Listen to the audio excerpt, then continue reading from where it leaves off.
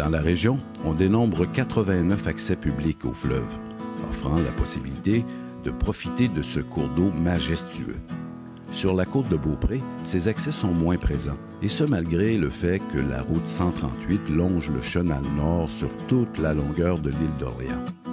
Avec son parcours du fleuve, la trame verte et bleue a pour objectif de redonner l'accès au fleuve Saint-Laurent à la population.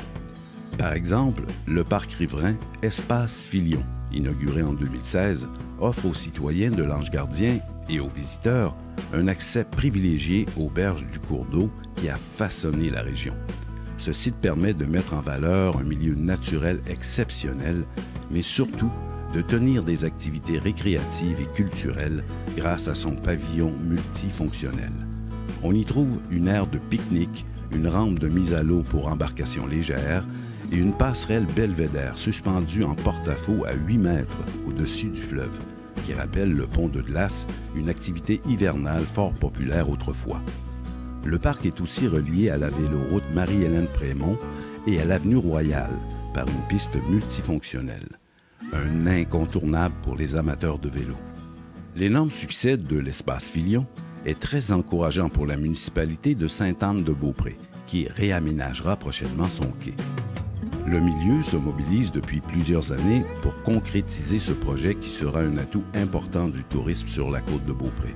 L'objectif est d'en faire un milieu animé et accessible qui mettra en valeur le panorama fluvial tout en faisant revivre l'époque des croisières des pèlerins vers la basilique de Sainte-Anne-de-Beaupré. Des objectifs de cette envergure viennent sans aucun doute enrichir le parcours du fleuve de la trame verte et bleue métropolitaine proposée par la communauté métropolitaine de Québec. Sur la rive sud, le parc des Chutes de la Chaudière est un autre endroit fréquenté depuis de nombreuses années, d'abord comme halte routière au carrefour des autoroutes 20 et 73, maintenant comme l'un des grands parcs naturels de Lévis.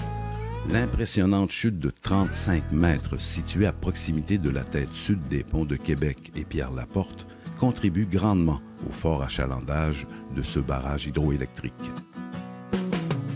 Bien que le parc s'étende sur les deux rives de la rivière Chaudière, le secteur situé du côté du quartier Saint-Nicolas était jusqu'à tout récemment moins aménagé. Le projet de la trame verte et bleue a permis de compenser ce déséquilibre en ajoutant sur la rive ouest de nouveaux sentiers. Une piste multifonctionnelle qui rejoint la passerelle suspendue à 23 mètres au-dessus de la rivière, de même qu'un circuit d'entraînement en plein air. À proximité, un parc avec des modules de jeu permet aussi aux enfants de se dégourdir. Bonne découverte!